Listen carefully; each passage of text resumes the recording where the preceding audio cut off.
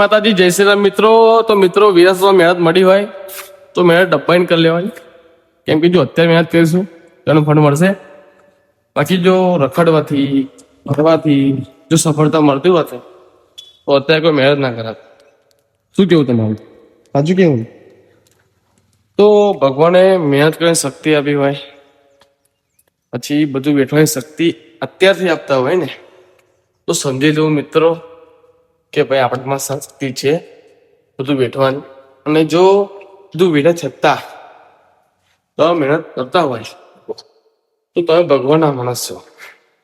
કેમ કે જે માણસ મહેનત કરીને પૈસો કમાતો હોય એને ભાઈ સફળતા મળે જ છે. તો જીવનમાં જો મહેનત મળી હોય, વિરાસતમાં મહેનત મળી હોય તો દબાઈને કરી લેવાની.